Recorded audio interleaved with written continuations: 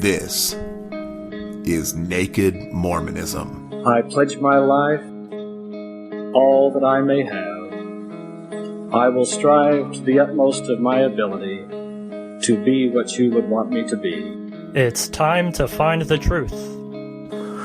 And having set our hand to the plow, we will never look back until this work is finished. Where is the church going? I have faith that the Constitution will be saved as prophesied by Joseph Smith. But it will not be saved in Washington. It will be saved by enlightened members of this church. The explicit tag is there for a reason, so if you get offended at what's said, it's not for you. But most importantly, may you ponder the truths you've heard. May they help you become even better than you were. Skepticize everything.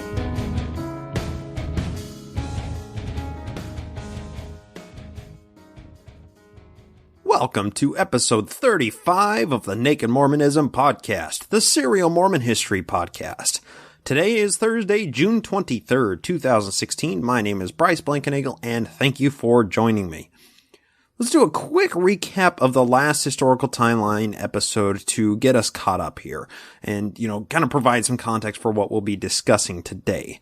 On episode 34, we pretty much just focused on 1 week in Mormon history from March 26th to April 3rd of 1836, which is the week of the Kirtland Temple dedication ceremony. Of course, it was necessary to take a step back and kind of set up the context for the temple and discuss why it was needed and when the commandment came down from on high to build such a temple. We began with talking about a revelation in October of 1830 that told the missionaries to find a place where the house of the Lord would be constructed in Independence, Missouri. Apparently, God just couldn't quite figure out where to tell them to build the temple until Joe made his own personal trip out to Missouri. Seems kind of odd that God's revelation would be dependent on Joe's own personal knowledge and location, but oh well, I guess that doesn't matter. During this trip to Missouri, Joe gave a revelation detailing the exact location of the temple to be built in Independence. A revelation supposedly from God, right? To this day, the plot where this revelation set apart as the house of the Lord remains empty. You can look at it on Google Maps in Independence, Missouri. I mean, there's just a big empty lot with a plaque that says Temple Lot on it, with the massive Community of Christ temple across the street from the lot. Once the temple plot was revealed, Joe drew out a plat for the plans of Independence after the Mormons took over. There would be 24 small temples constructed in a square plot for every possible church ordinance and office you could ever think of. I mean, let's just call it how it is. Independence was the apple of Joe's eye for years. I mean, he'd set it apart as the place where Jesus would return and Zion would be established. I mean, there's really no telling why it was so unique and attractive to Joe, but he just couldn't let it go. He absolutely loved Missouri for some reason, on the border with the Lamanites. But, soon in our timeline, we'll discuss the later ramifications of the Mormons in Missouri. By 1836, they had long since been kicked out of Jackson County, which is where Independence is, and they were settling in Caldwell and Daviess counties, which were the adjacent counties to Jackson. It should be noted that Caldwell and Daviess counties were getting a bit fed up with the influx of Mormons too. It wasn't just Jackson County that hated the Mormons. It was all Missourians. So back to the recap here. Joe wanted to build a temple since 6 months into the establishment of the church in 1830. Kirtland would be the first place where the first Mormon temple was built and dedicated. It took roughly 3 years of work to finish and was finally completed and dedicated on March 27, 1836. The dedication ceremony marks one of the most spiritual and monumental occurrences in all Mormon history up to this point, and we examined it at great length in episode 34. We talked about visitations by angels and dead prophets and people hearing a rushing wind come over the chapel. I mean, we discussed the many different things that people saw. We discussed the many different things seen by many different people and included a cornucopia of first-hand accounts from people that were there and experienced it for themselves. We also discussed a possible naturalistic explanation for these spiritual experiences and hallucinations. Let's just call them hallucinations. That's what they were. The fact of the matter is that most people in the congregation had been fasting for 24 hours before the ceremony. They were hungry. And then they imbibed freely the alcohol or wine or whatever it was that was provided. Alcohol which may have been infused with some of Joe's special anointing oil. That may help to explain why everybody saw different things, and almost nobody saw the exact same thing as the person next to them saw. Take it how you will, but the naturalistic explanation of Joe frequently using hallucinogens in the form of consecrated anointing oil seems to make a lot of sense, and also helps to explain why the revelations from on high seemed to dry up after Joe died. So after discussing the dedication ceremony, we talked about the last vision that Ollie and Joe would experience together, and I personally interpreted it as an almost last hurrah before their friendship began to take a turn for the worse. Alright, that does it for a good roundup here. Let's jump right into the meat of today's historical timeline episode. Currently, the timeline rests in the spring of 1836. The only occurrences in 1836 we've discussed so far have been the Fanny Alger affair and the Kirtland Temple dedication, leaving a lot of important things out. We know what was going on with Joe and company during this time, but there were a lot of other little projects going on that I've left out just for the purpose of conciseness. So let's catch up on some of those other projects and see if we can't provide a little more context for the state the entire church was in during 1836. That's what today's episode is. It's kind of like a catch-up episode up until the middle of 1836. Something we have yet to discuss is a man named Joshua Seixas. But there was actually another man before Joshua Seixas named Dr. Pixoto.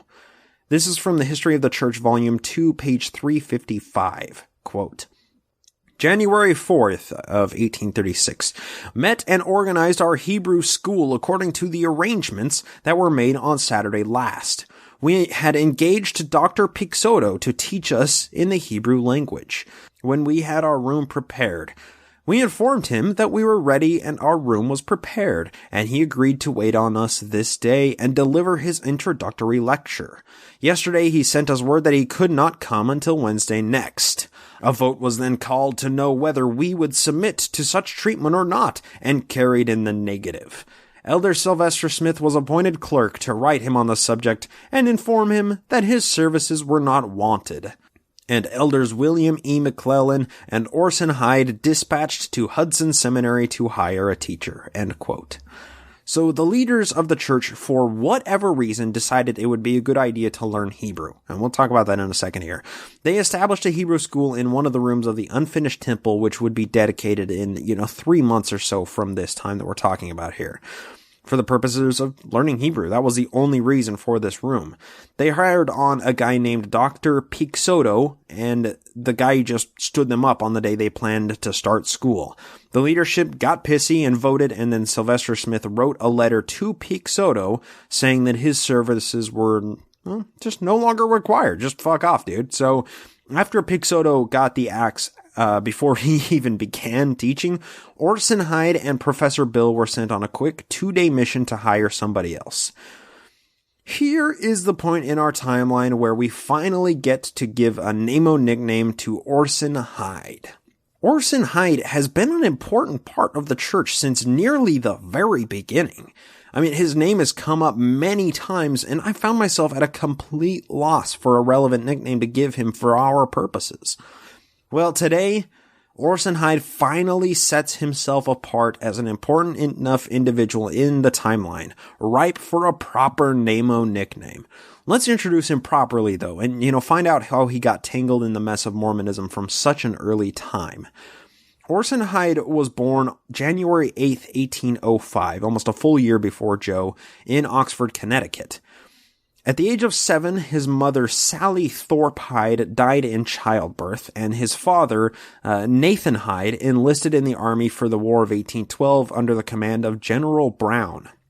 When Orson Hyde was about 12 years old, his alcoholic father attempted to swim across a river in Derby, Connecticut, and was, quote, taken with the cramp and drowned, end quote. And that was from Orson Hyde's autobiography. From the time that Orson's mother died, the children of the family were basically scattered, fending for themselves and making their own way. It's kind of horrible, these orphan children, the situation they went through, but Orson, being the youngest surviving child, came under the care of a man named Nathan Wheeler in Derby, Connecticut.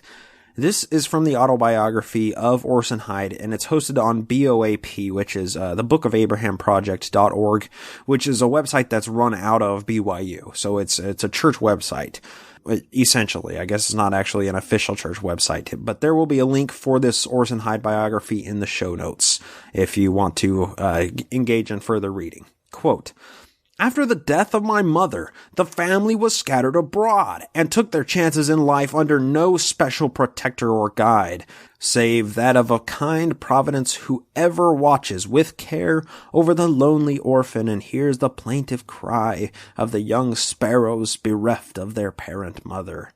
At this early age, I was placed in the care of a gentleman by the name of Nathan Wheeler, or rather, fell into his hands, residing in Derby in the same county. This was a very good family, but quite penurious, which means very poor. With Mr. Wheeler, I continued until I was 18 years of age, and would have continued longer, but from the consideration that suitable encouragement was not offered to me for education and etc., I included that my services from 7 to 18 years of age would abundantly repay Mr. Wheeler for his care and expense in rearing me up to that time. In the meantime, Mr. Wheeler removed and came to the Western Reserve in Ohio, having failed in business in Derby. He first visited the Western Preserve by himself, purchased a farm in Kirtland, and sent for me and his nephew, Nathan Wooster, to come out the next spring. Accordingly, Mr. Wooster and myself started early the next season, I then being 14 years of age. This was a hard trip for a youngster to perform on foot with a knapsack upon the back, containing clothes, bread, cheese, and dried beef for the journey, and obliged to keep up with a strong man, traveling from 30 to 38 miles per day, until we had performed the entire distance of 600 miles. End quote. Quite a remarkable journey for a 14-year-old boy, isn't it? I mean, could you walk 600 miles in less than 20 days at such an age? I mean, I personally wouldn't be able to ride a bicycle that far as a fat little 14-year-old nerd that I was, and I still am. I mean, I wouldn't do that 11 years later today. I mean, people were just made of sterner stuff back then, I think. But this snippet from Orson Hyde's autobiography enlightens us as to how he came to live in Kirtland, as well as a little bit about his childhood. Soon after arriving, he began attending the sermons of the one and only Hingepin Sidney Rigdon, and would give his life over to the dictates of the unique version of Campbellism that Rigdon was preaching.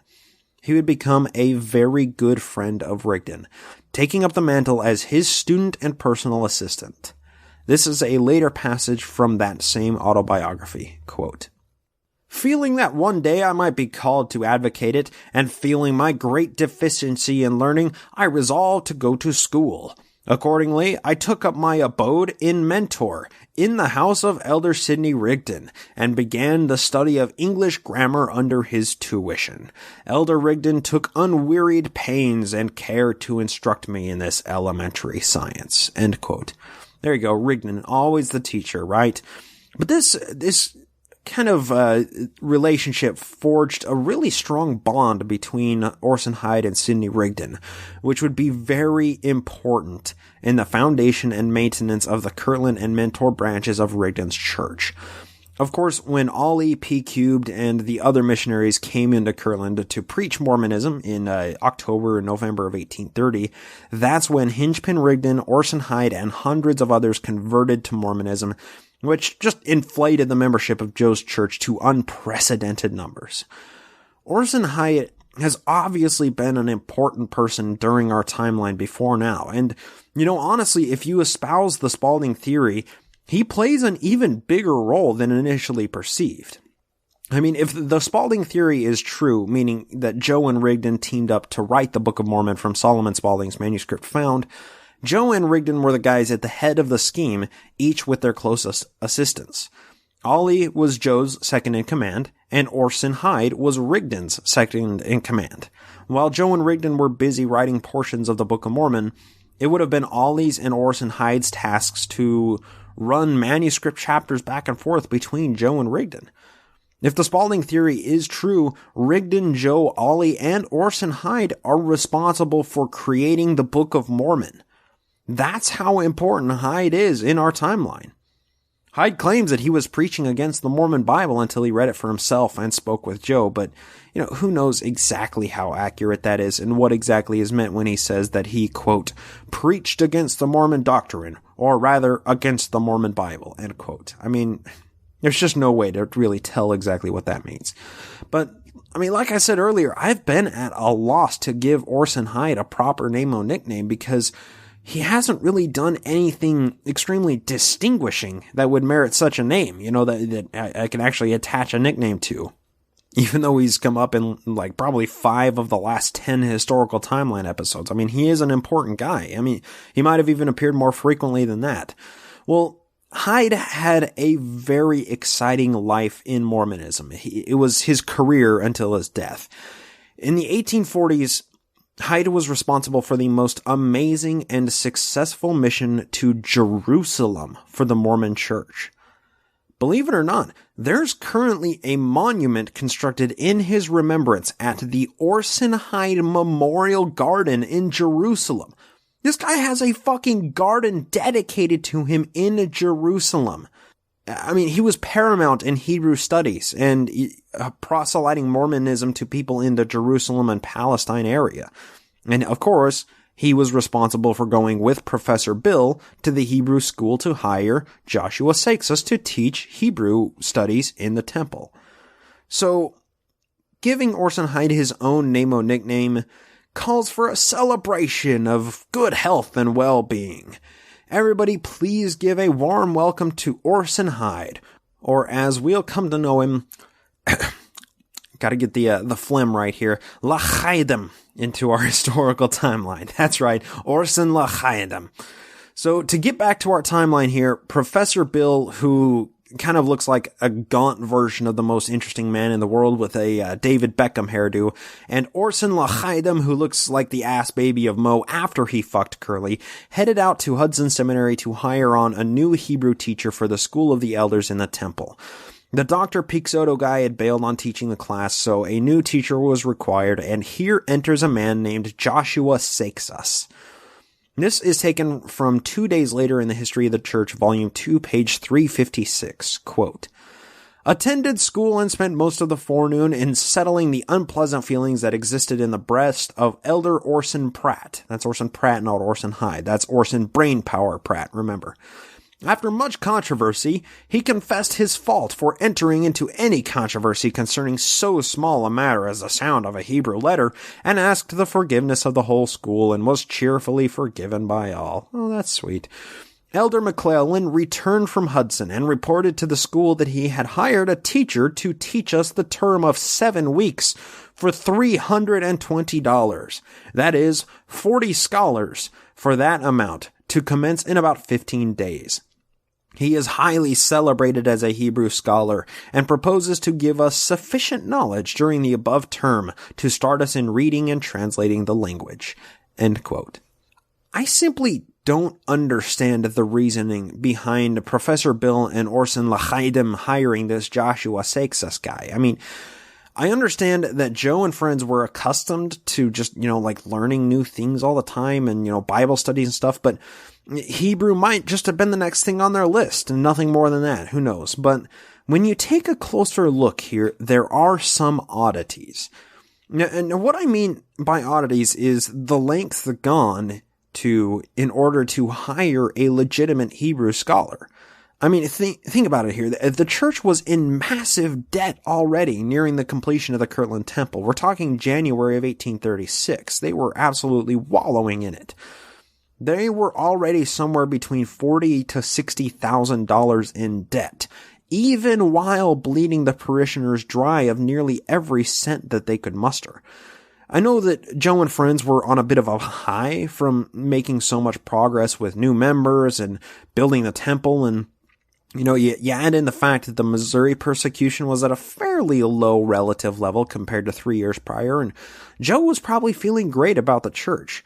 But why take to studying ancient Hebrew so fervently when the church couldn't afford the $8,000 of today's money necessary to hire Seixas to teach a mere 7-week course? Something just doesn't add up here. Do you want my opinion? And that's what it is. It's just an opinion, which is why you come to this show to learn Mormon history, right? To hear my wacky take on well-documented history that's been deconstructed dozens of times in hundreds of books so far.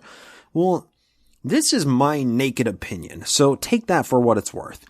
I think Joe loved to be in the spotlight. I mean, I would recount the evidence that I'm using to make that claim, but it would require 34 episodes to do it. But suffice it to say, Joe liked to be the center of attention. One way he did this was to claim knowledge that nobody possibly could have had unless they were an enlightened prophet of God, which Joe claimed to be from very early on in the church.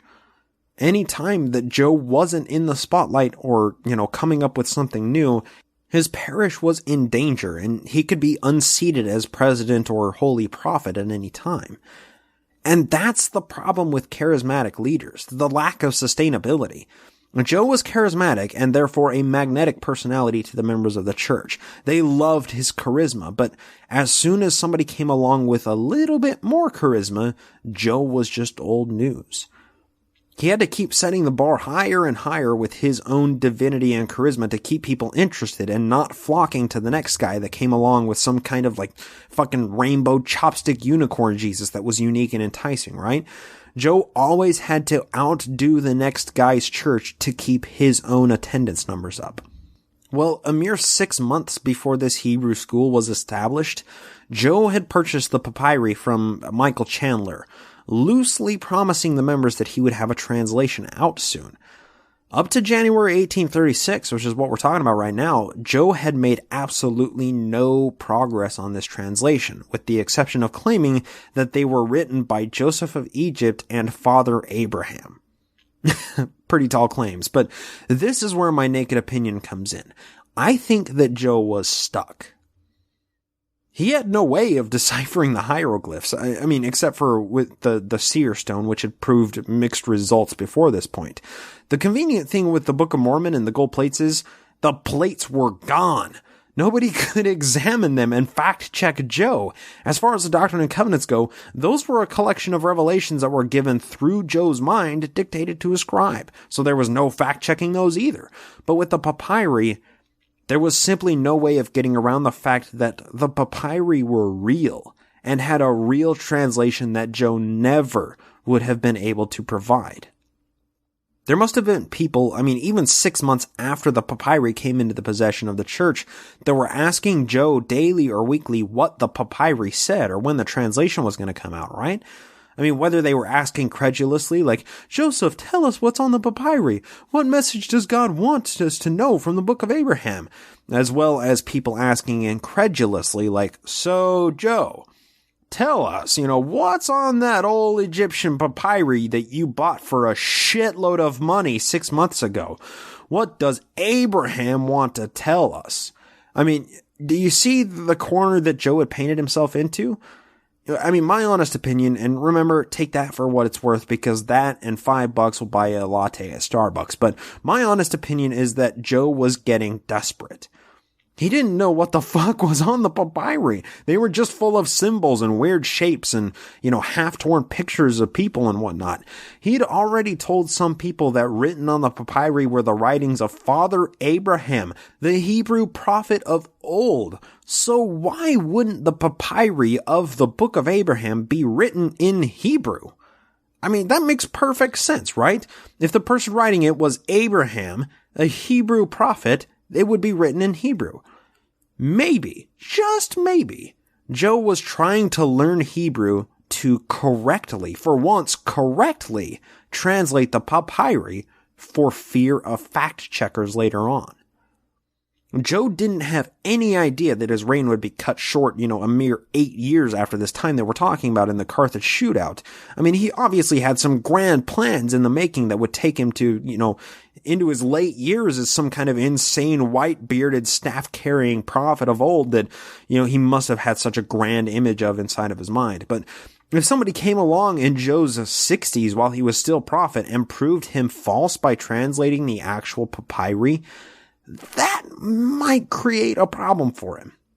Of course, after his death, it doesn't seem to be much of a problem for most believing members, but during his lifetime, if somebody came along and fact-checked him and proved him wrong, it may have hurt the membership numbers. At least he was afraid of it. Let me take a sidetrack here for a second. I was talking to my friend Jared a couple of days ago, and he recommended that I watch a movie called Kumare. He sent over a link with it, and I have to say, it's one of the best documentaries I think I've ever seen in my life. If any of you astute listeners watch Vice on HBO, you'll hopefully recognize the name Vikram Gandhi. He's one of the reporters on Vice, and he's an amazing reporter, quite the fascinating person. But basically, what Vikram does in this documentary is set apart a year of his life to be followed around by a camera crew masquerading as a guru, like a Hindu guru named Sri Kumare. He's completely American. I think he was born in Boston or something. But he introduces the film with the line of, "I'm going to share with you the greatest lie I ever told and the greatest truth I ever learned."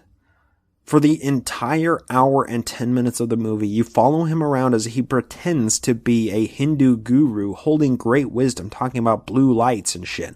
I mean, he makes up chants and bullshit yoga moves, and truly, he slowly builds a following. I mean, you get to see clips of his followers saying, like, he's so enlightened and, there's just nothing fake about him. I've never felt so connected to anyone else in my life. And it goes on and on and on. He even meets with other self-claimed gurus and speaks with them about how they became enlightened and whatnot. And he realized that they were just as full of shit as he was. Fast forward to the end of the movie, and this is an official spoiler alert. If you're going to watch it and you don't want to know the end, fast forward a couple of minutes because you don't want to hear what I'm about to say, but it's pertinent to the discussion. But by the end of it, Kumare tells his parishioners that the next day is the great unveiling, where he's going to reveal his true identity as a guy that just grew out his hair and beard and dressed up in Indian garb and took on a strong Indian accent. And when it came to that day, he couldn't do it. It's amazing. It shows him wrestling with, trying to tell these people the truth, even though it's been his intention the entire time. The way I'm portraying it here may sound malicious, but that's not it at all. He did a really good job of it. And by the end, I have to admit, I was a little bit misty from how well he did the reveal and just how amazing the documentary is. But why this is relevant is to point out how much he struggled with telling his parishioners the truth, that he was just a big phony.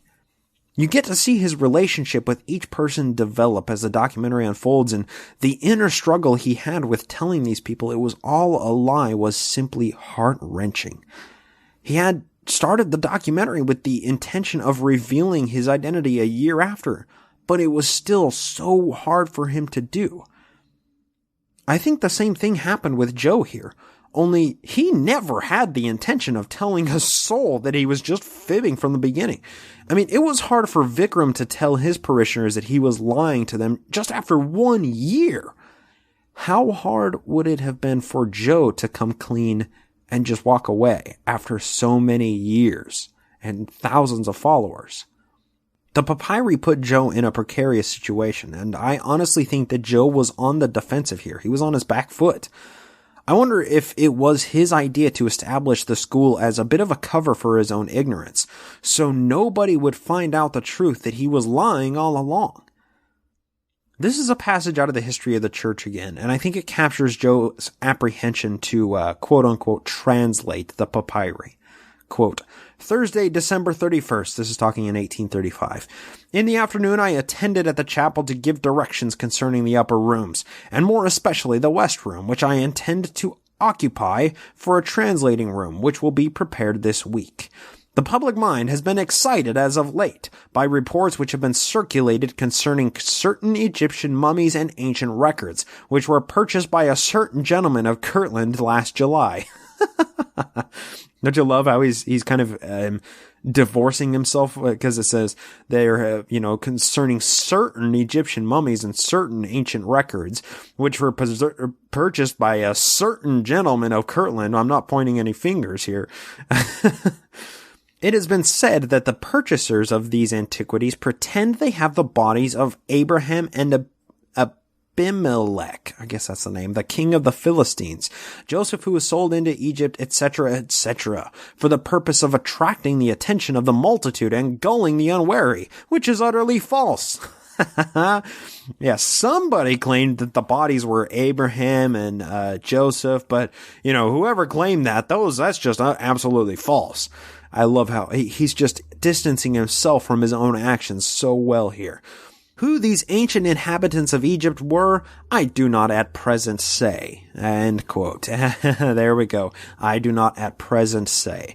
But then he goes on to detail where those bodies that were listed, Abraham, Abimelech, and Joseph, actually are, which he probably learned from Joshua Seixas. But he finishes up the passage with a bit more telling information. Continuing on, quote, "The record of Abraham and Joseph found with the mummies is beautifully written on papyrus with black and small part red ink or paint in perfect preservation. The characters are such as you find upon the coffins of mummies, hieroglyphics, etc., with many characters of letters like the present, although probably not quite so square, form of the Hebrew without points." There we go. He was saying it looks like Hebrew without the points. "Thus I have given a brief history of the manner in which the writings of the fathers Abraham and Joseph have been preserved, and how I came in possession of the same, a correct translation of which I shall give in its proper place." End quote. There you go. That passage was less than 1 week before Seixas was hired to instruct Joe and 40 others in reading and writing ancient Hebrew. Now, my naked opinion on the matter is, Joe started up the Hebrew school at great expense to the church. $320 was a lot of money, which it didn't have the money for, but he did it just to cover his own ass and try to come up with a legit translation of the papyri.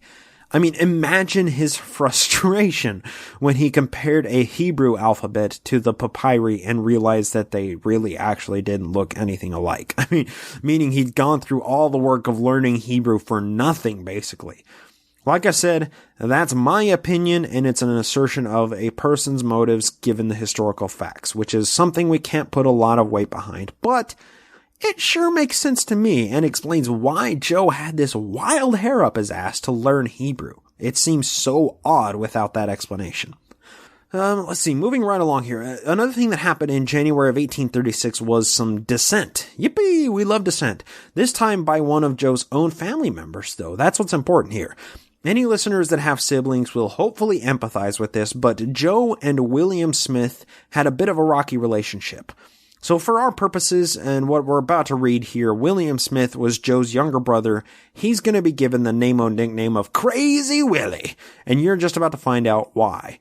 In October of 1835, they had a fight that nearly ended in fisticuffs. Well, on December 16th of 1835, Joe and Crazy Willie got into it again. Now, let's just be clear here. Crazy Willie was one of the Quorum of the 12 Apostles. He was a leader in the church, but he didn't get into that position without some opposition. When the Quorum of the 12 was organized in February of 1835, the three witnesses nominated Phineas Young, who's Bloody Brigham Young's older brother, to be a member of the Quorum of the 12. Well, Joe didn't agree with this, and he called his brother, Crazy Willie, to be in the quorum in lieu of Phineas Young, much to the dismay of the three witnesses and many other members of the Quorum of the 12. I think the other members of the quorum had seen how Joe and Crazy Willie acted towards each other, Willie being Joe's younger brother, sibling rivalry, and they just didn't want those tensions to get in the way of more important matters of running the church.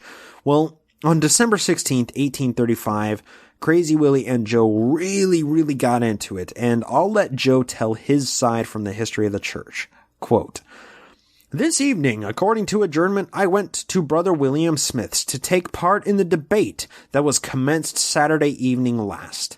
After the debate was concluded and a decision given in favor of the affirmative of the question, some altercation took place upon the propriety of continuing the debate, fearing that it would not result in good. Brother William Smith opposed these measures and insisted on having another question proposed, and at length became much enraged, particularly at me, and used violence upon my person, and also upon Elder Jared Carter, and some others, for which I am grieved beyond measure, and can only pray God to forgive him, inasmuch as he repents of his wickedness and humbles himself before the Lord." End quote. Now, it's even been claimed that the physical damage that Crazy Willie inflicted on Joe that day was enough that Joe suffered the effects of it until the day he died. Whether there was a broken nose or a broken rib or who knows what, some people have claimed that Joe had that problem even until he died 8 years after this. The next day in the history of the church starts out with, quote, "at home, quite unwell," end quote. So Crazy Willie really fucked Joe up from what I can tell here. It wasn't until the 29th of December, 2 weeks later, that Joe finally brought up formal charges against Crazy Willie, and these were the charges, quote, "To the Honorable Presidency of the Church of Christ of Latter-day Saints against Elder William Smith. First, unchristian-like conduct in speaking disrespectfully of President Joseph Smith, Jr., and the revelations and commandments given through him. Second, for attempting to inflict personal violence on President Joseph Smith, Jr., end quote. What a little bitch, right? I mean, I've said that about Joe many times, but he got the shit kicked out of him by his little brother and filed a complaint to the church leaders about him 2 weeks after that. I mean, he can't deal with his little bro beating him up like a big bro should. I mean, Joe had to run to his friends and bitch about this little fight. I mean, this altercation, as Joe called it, led to Crazy Willie being disfellowshipped from the church. Imagine that. This just seems like a recurring theme at this point. Anytime somebody pissed off Joe, he would file a complaint with the church, and the leaders would always side with Joe. And of course, the person that harmed Joe in some way would suffer repercussions until they repented and turned from their ways or whatever bullshit they always came up with. Well, that's not exactly what happened here, which is why I'm bringing it up. Because Crazy Willie was disfellowshipped from the church after beating the living shit out of Joe, and it turned into a reconciliation meeting later. This is from January 2nd, 1836 in the history of the church. Quote, "Brothers William and Hiram and Uncle John Smith came to my house, and we went into a room by ourselves in company with Father and Elder Martin Harris." We got the dream team here. Father Smith then opened our interview with prayer, after which he expressed himself on the occasion in a very feeling and pathetic manner. Even with all the sympathy of a father whose feelings were deeply wounded on account of the difficulty that was existing in the family, and while he addressed us, the Spirit of God rested down upon us in mighty power, and our hearts were melted. Brother William made a humble confession, and asked my forgiveness for the abuse he had offered me, and wherein I had been out of the way, I asked his forgiveness. And the spirit of confession and forgiveness was mutual among us all. End quote. Interesting. Joe actually admitted that he might have been out of the way in some respect. But you may be asking why any of this is relevant. Well, I think there are two reasons for this. The first of which is a humanizing aspect of it, right? Every other time Joe got in a fight with somebody, of course, somebody that wasn't his family member, things were always resolved at the ecclesiastical level. Like I said, he would always complain to the church leadership. They would file a formal complaint, and then the person would be punished with disfellowship or whatever. They were punished by the church for their sins and forced to sign a confession. I mean, take Sylvester Smith after Zion's camp. Once the disciplinary council was held, Sylvester fell back into line and then continued to follow Joe. With Dr. Philastus Hurlbut, the disciplinary council didn't work, and of course he went on a smear campaign against Joe and the church, which was still going on at this point, of course. But this was a family incident. Joe couldn't just punish Crazy Willie like he did the rest of the dissenters and expect it to stick. Crazy Willie didn't see Joe as the one true ordained prophet of God so much as he saw Joe as his asshole older brother with whom he constantly fought. Doesn't this seem to humanize the Smith family relations, and specifically Joe, a little bit more? I mean, we have a rather grandiose view of Alvin before he died in 1823, and we know that Hiram and Joe saw eye to eye on basically everything, meaning their relationship was fairly stable. I mean, they died together side by side in Carthage, right? But as soon as we get to Joe's younger brothers, like Willie and Samuel, we can see that harmony begin to break down. It kind of portrays Joe as just a regular dude with regular family problems in a way that we haven't really seen him up to this point, doesn't it? I mean, the more that I learn about Joe, the more I become fascinated with the real person behind the historical portrayals that may or may not be accurate. This stuff just blows my fucking mind. I love it. But there's a second reason this whole brotherly spat is significant, and that reason is bloody motherfucking Brigham Young. Earlier, I told you lovely listeners that the three witnesses had nominated Phineas Young to be a member of the Quorum of the 12, but that nomination was overturned by Joe, and Crazy Willie was put in Phineas's place in the Quorum of the 12. Well, Bloody Brigham wasn't happy about this, and that situation forever shit-stained their relationship in the Quorum. I don't think Bloody Brigham liked Crazy Willie at all, and I don't blame him, really. I mean, Brigham was Joe's friend, and Willie was kind of the dickbag, loose cannon younger brother that was always fighting with Joe. I mean, imagine how much that damaged the already rocky relationships in the Quorum. Add in the fact that if Phineas Young were in the Quorum of the 12 with a Bloody Brigham, that could really help in influencing church policies in a way that Brigham saw fit.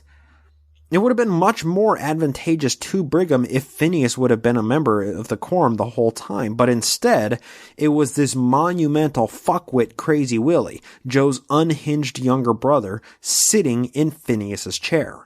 The feud between Bloody Brigham and Crazy Willie will become a major problem during the succession crisis after Joe and Hiram's deaths in Carthage. Crazy Willie was the rightful successor to become patriarch over the church in Hiram's place, but Bloody Brigham released a statement in a church newspaper that said Crazy Willie was a patriarch to the church, as opposed to the patriarch over the church. Very subtle differences that stripped away power from Crazy Willie. Brigham really didn't like Willie, and he was the last Smith that posed any sort of problem during the succession crisis in 1844. He was one of the last Smith men alive that had any claim to power. Let's go through it. I mean, of the Smith men, Big Daddy Cheese had died in 1840, 4 years before the succession crisis. Alvin had died before the church had even started. That was 1823. Hiram and Joe died at the same time in Carthage. Samuel, which was the next Smith under Joe, was probably poisoned to death leading up to Brigham taking over.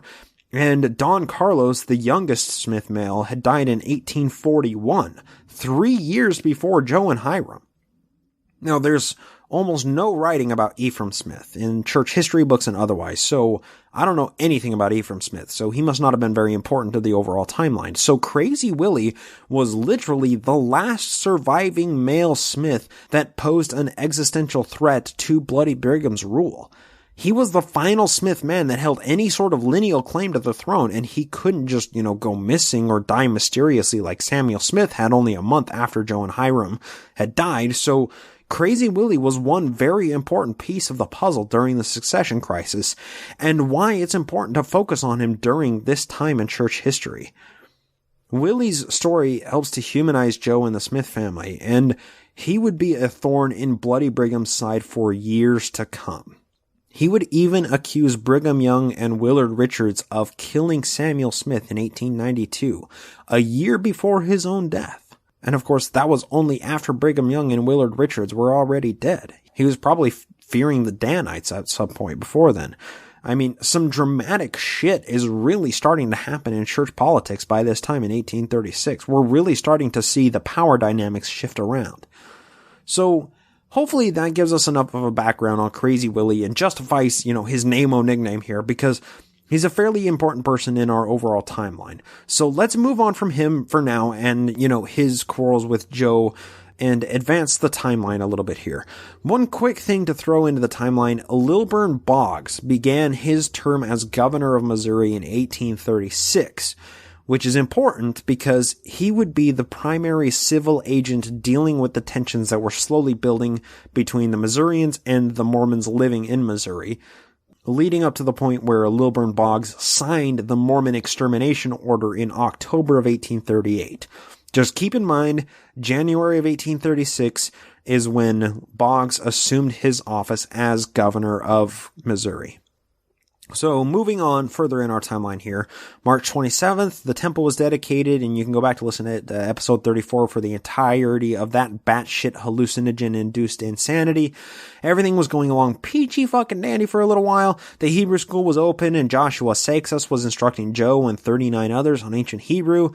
The leadership was back into order after Joe and Crazy Willie reconciled their differences. The temple was finally done and dedicated. Things were going along just fine. On March 29th, the last day of Hebrew school was held, and Joshua Seixas left, having completed his contract for $320. So after that, on April 9th, Joe published an article in the Messenger and Advocate, which it was actually written as a letter to the editor-in-chief, who was our buddy Oliver Cowdery, Ollie Cowdung. I mean, I'll read a couple of excerpts from it and see if we can understand Joe's view on something very controversial for his time. Just for some context, this letter was written to discuss a man that had come to Kirtland preaching the abolition of slavery. And this was Joe's way of taking an official church stance on the issue.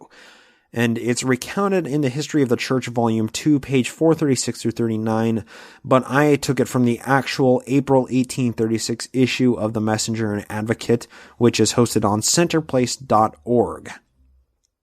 Turns out this article was actually front page news for the April issue of the Messenger and Advocate, and there is going to be a link for it in the show notes if you want to read the entire thing. Quote, "This place having recently been visited by a gentleman who advocated the principles or doctrines of those who are called abolitionists, and his presence having created an interest in that subject, if you deem the following reflections of any service, or think they will have a tendency to correct the opinions of the Southern public relative to the views and sentiments I entertain as an individual, of which I am able to say from personal knowledge are the sentiments of others, you are at liberty to give them publicity in the columns of the Advocate." End quote.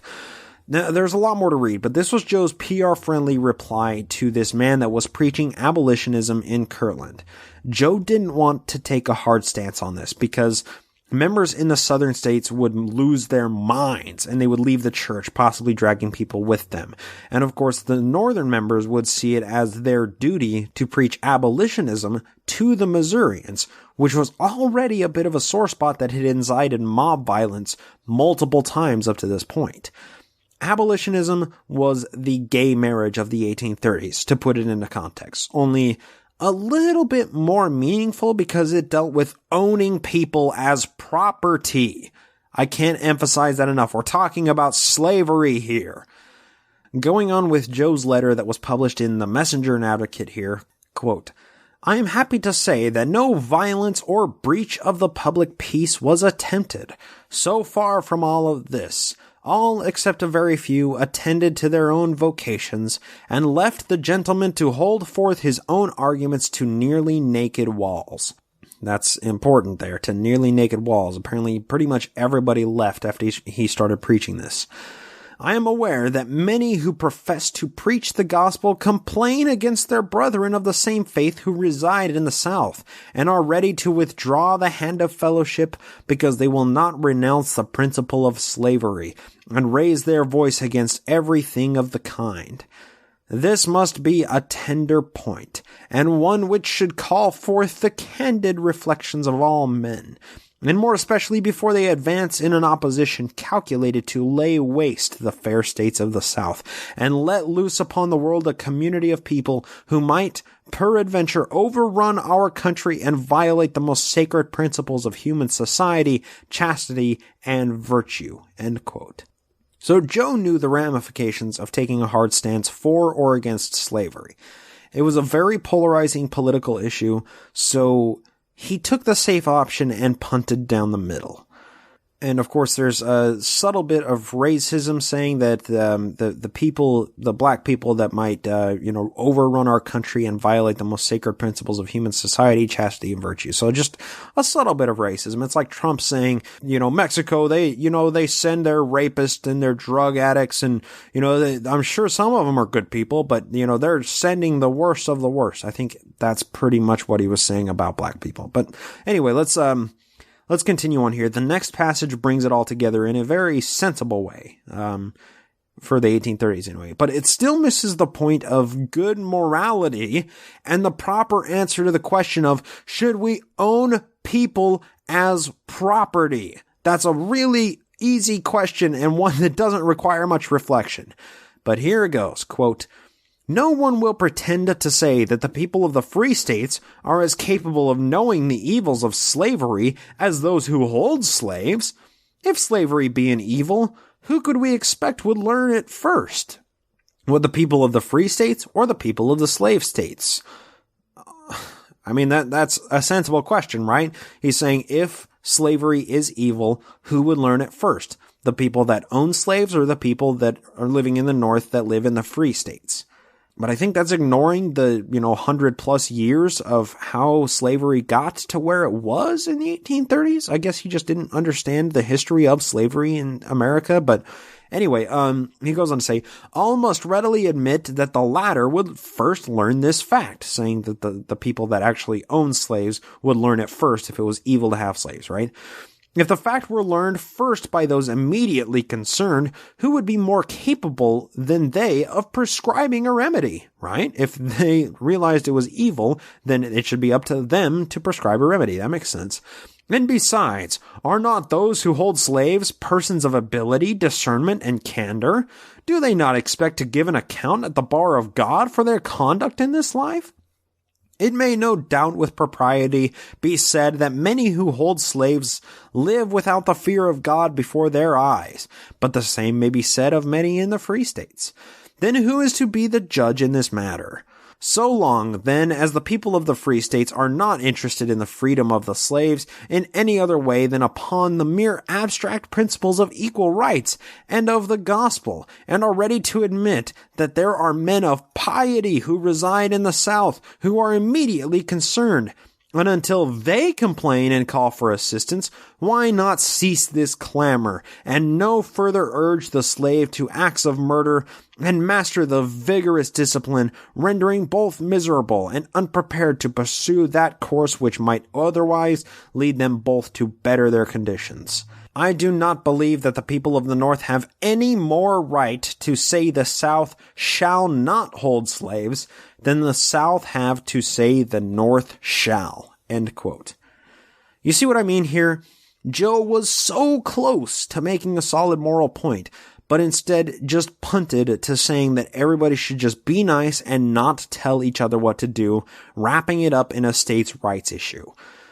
He could have taken a hard stance and been on the right side of history here with decrying slavery and calling it an abomination. I mean, he was a northerner. He came from New York. It would be understandable if he said that slavery was immoral. But that would, of course, force Mormonism into the small realm of very progressive churches in the time. But no, instead, Joe decided to take the soft approach and not offend anyone with saying that people should just leave each other alone. My point is, if Joe were divinely inspired by God, how could this same God not see 30 years into the future to the Civil War and know that this would be a sticking point?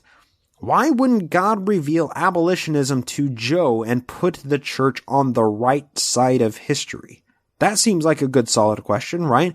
God condones slavery and even prescribes finer points of how slavery should be carried out in the Bible. So, Yahweh really missed the mark of morality there, but he could take this opportunity with Joe to correct his previous immoral doctrines on slavery that are in the pages of the Bible. I suppose the argument could be made that if Joe would have released an actual doctrine or revelation against slavery, then persecution would have been ramped up and there would be a lot more Mormon bodies littering the streets of Missouri. But in the grand scheme of things, Many people died for their faith in this church. I mean, just last week in my discussion with Trent, we talked about how many hundreds of people died in the Martin Handcart Company for their beliefs. And I bet that God would be willing to accept their souls into the celestial kingdom if they were shot for embracing abolitionism, right? My overall point is, it's an absolute moral truth that it's never a good thing to own another person as property. Slavery is always wrong, as is killing somebody. And I'm willing to debate and defend those moral imperatives. But the almighty Elohim of Kolob was unable to convey these simple moral truths to his one true prophet during one of the most controversial times in American history. Elohim couldn't put the Mormon Church on the right side of history here.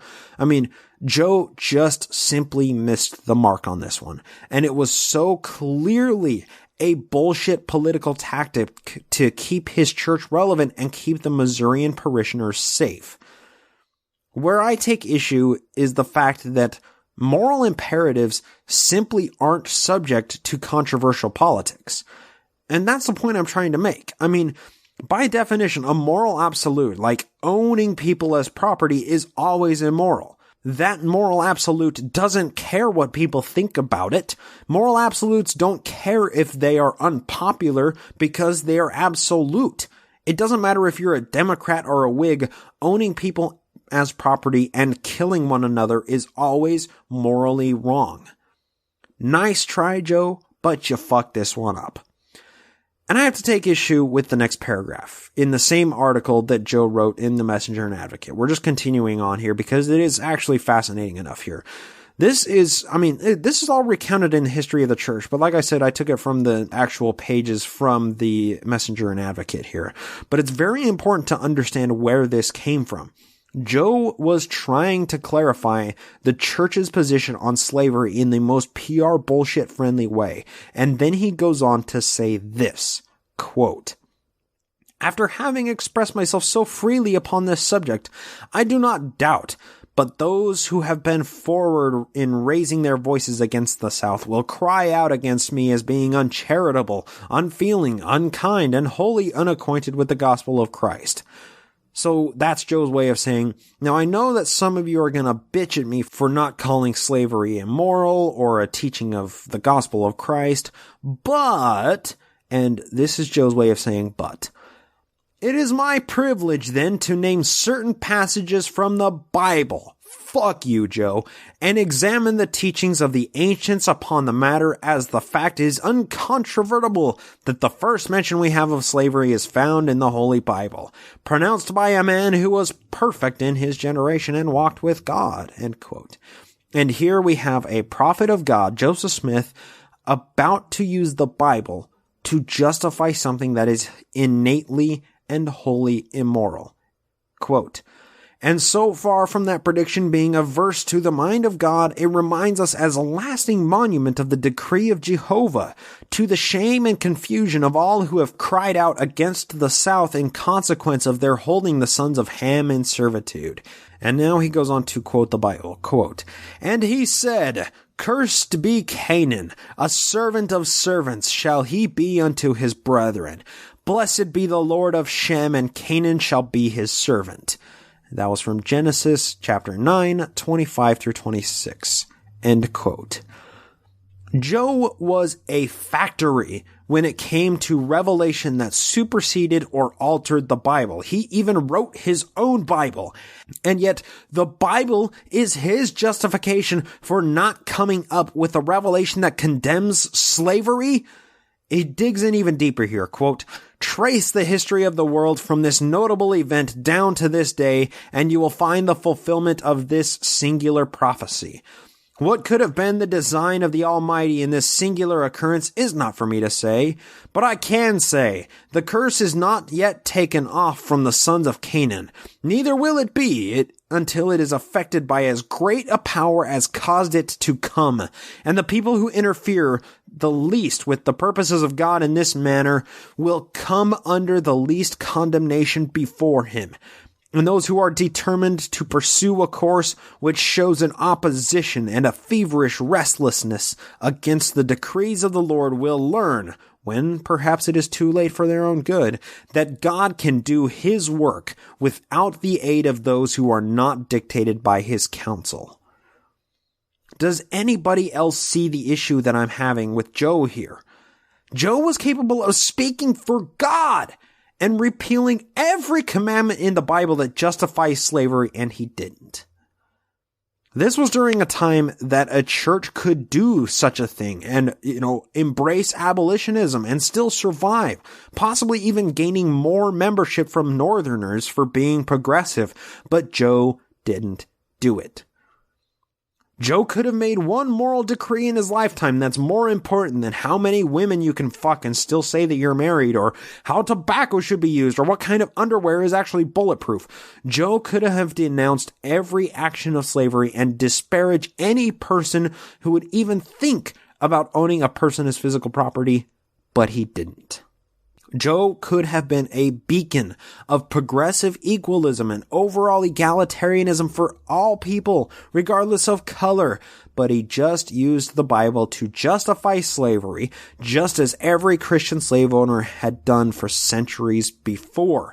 Furthermore, he said anybody that opposes the decrees of the Lord will learn, when perhaps it is too late for their own good, that God can do his own work. Joe even said that until the curse is lifted by the same power that put the curse on their skin, translated out of Mormonese, that means until all black people are righteous enough to turn into white people, the curse will never be lifted, and he, as a prophet of God, doesn't know why that is. Now, I have to say, lately, I've come to respect Joe in a lot of ways, if nothing else for his ability to do whatever the fuck he wanted without ever losing 1 ounce of his charisma, but this justification of slavery from Joe's authoritative position as prophet of God and president of the church is deplorable, and makes me lose a lot of respect for the historical Joe. Even if he was just speaking from his time, but if he's an enlightened prophet of God, I just can't buy it. It's just bullshit. Up until this point, I've even read a couple of statements that he published, both in 1835 and during his 1844 bid for president of the U.S. He seemed quite progressive in simply saying that the South should be able to own slaves and the North shouldn't be able to tell them what they can't or can do. It was always just a states' right issue, but he never went on to further establish and defend the South's position. He never included the biblical justification for slavery until this point. He always just left it at a states' right issue, which I have a lot more respect for. And he could have done the same here. And it wouldn't be so offensive to look back on today when we're looking at it through a historical lens. But instead, Joe said the South should be able to treat human beings as livestock like a fucking sheepdog because the Bible and God say they can. That's not a very moral person. He goes on further to deal with the apologetic that some others use to say that these people weren't slaves, they were just indentured servants in the Bible. And he uses the story of the slave being locked in servitude for 7 years and the owner driving an awl through that slave's ear in order to claim ownership of them forever. Joe claims that they must be slaves because their servitude isn't up to the free will of the servant. They're stuck in slavery until being released by their masters. The article doesn't go on to recite Exodus 21:20-21, which is as follows, but it probably should have, and I almost expected that it would. Quote, anyone who beats their male or female slave with a rod must be punished if the slave dies as a direct result, but they are not to be punished if the slave recovers after a day or two, since the slave is their property. End quote. Fun fact here, the King James Bible, which is the one that Mormons use, says money right there instead of property. It calls slaves money, not property. I'm surprised that Joe didn't just include that scripture in his justification. I mean, why didn't he? He justified owning slaves. Why didn't he justify beating of them right along with it, straight out of the next passages out of Exodus in the Bible? I mean, it would be considered moral to beat human beings and own them as property if we're using Joe's morality as a measuring stick here, right? Joe used the Bible to explain God's will about slave ownership. So why wouldn't the next book after Genesis be just as relevant when it says you can beat slaves nearly to death, but if they get back up in a couple of days, the owner won't be punished because they were just beating the fuck out of their property? Yep, I really lost a bit of respect for Joe there. I mean, he didn't take a golden opportunity to call slavery evil or immoral and instead explained why it is moral to own people as property. And his answer, like all the Southerners, was the Bible. Just like the argument against gay marriage today. Fuck you, Joe, and anybody else who uses the Bible as their defense to do something immoral to somebody else. Somebody that you might label as the other. Somebody that's not the same as you. Fuck all of you. Now, you have to take a step back and wonder why Joe did that. And I think the answer is hidden in the first few lines of the article. Quote, "I am happy to say that no violence or breach of the peace was attempted. So far from all this, all except a very few attended to their own vocations and left the gentleman to hold forth his own arguments to nearly naked walls." End quote. Does that help to explain anything? Was Joe afraid that the walls of his brand new temple would become naked if he started preaching abolitionism, just like that random guy that came into Kirtland that did the same thing? Was he worried about violence or a breach of the public peace? I mean, this is the same goddamn argument that keeps today's LDS church from embracing any LGBTQ members and giving women the priesthood. If they change their stance on something controversial, they'll lose membership, which takes money out of the pockets of the leadership. Today's LDS church does it to protect their precious $7 billion per year of tax-free income. But Joe didn't have the luxury of a massive positive cash flow like the current church does. Joe's church was already wallowing in debt. This was made exponentially worse by the construction of the Kirtland Temple, which cost anywhere from $30,000 to $40,000 to construct, putting the church in debt of $800,000 to $1.1 million of today's dollars. Joe couldn't take a hard stance against slavery because his church would buckle at the seams and hemorrhage cash and parishioners. The pews would dry up, the money river that was flowing in by this point would slow to a trickle at a desperate time, and the mountain of bullshit that Joe had heaped onto the situation would collapse in the biggest shit slide Joe had ever seen. But he didn't. He didn't say anything that would offend Northerners, Southerners, slave owners, or abolitionists. He just punted and did the PR-friendly thing so the church could just keep treading water while the shit sharks circled in tighter and tighter formations.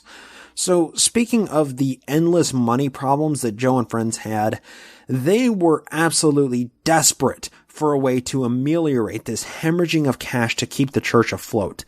As they were edging ever closer to bankruptcy, it posed a truly existential threat to the church. You can't run a church without money. And when that church has an overall debt gap of over $1 million of today's dollars, I mean, with no way of bouncing back, of course, we're really looking at some serious problems for Joe's Mormonite church. Joe and company were looking for nearly any means to get that debt paid down just a little bit, or maybe get a tiny bit of spending cash without being swallowed further into debt. What they do to help with the money problem is fucking pathetic. But it's beautiful. So to introduce our next point in the timeline, I'm going to read from the autobiography of a man named Ebenezer Robinson, which is hosted by BOAP, which is the Book of Abraham Project, out of BYU, hosted by BYU, and there will be a link for it in the show notes. This is Ebenezer Robinson's autobiography. Quote, "A brother in the church by the name of Burgess had come to Kirtland and stated that a large amount of money had been secreted in the cellar of a certain house in Salem, Massachusetts, which had belonged to a widow, and he thought he was the only person now living who had knowledge of it, or to the location of the house.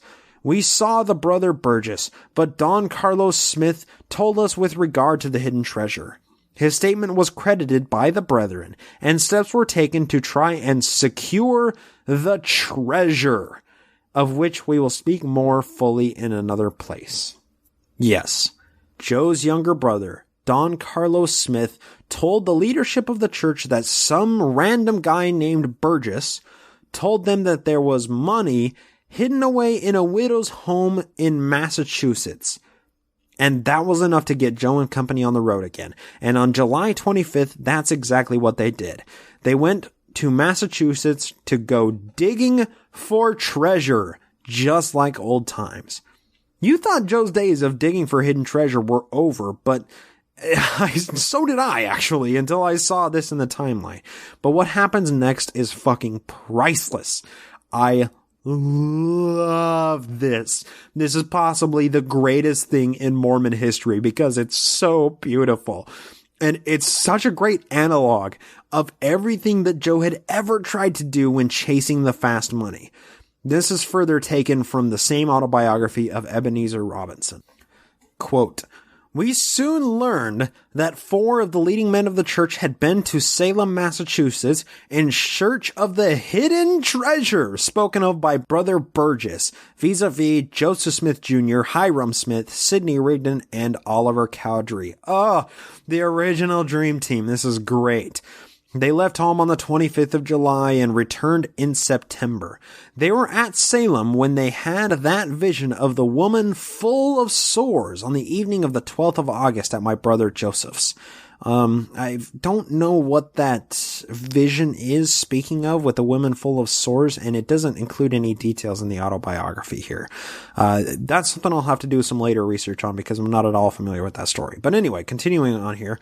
Joseph Smith Jr., in his history as published in the 15th volume of the Millennial Star, pages 821 and 822, says, now quoting the Millennial Star, quote, "On Monday afternoon, July 25th, in company with Sidney Rigdon, Brother Hiram Smith, and Oliver Cowdery, I left Kirtland at 7 o'clock the same evening. We took passage on board the steamer Charles Townsend S. Fox, master at Fairport. And the next evening, about 10 o'clock, we arrived at Buffalo, New York, and took lodgings at the Farmers Hotel. From New York, we continued our journey to Providence, on board a steamer from thence to Boston by steam cars, and arrived at Salem, Massachusetts early in August, where we hired a house and occupied the same during the month, teaching the people from house to house and preaching publicly as opportunity presented, visiting, occasionally, sections of the surrounding country which are rich in the history of Pilgrim Fathers of New England, in Indian warfare, religious superstition, bigotry, persecution, and learned ignorance. I received the following." Now this is remarkable because this is a revelation that was given at Salem, Massachusetts, August 6th, 1836. This is a revelation from God talking to them about treasure hunting. I love this shit. This is revelation from God. "I, the Lord your God, am not displeased with your coming this journey, notwithstanding your follies. I have much treasure in this city for you."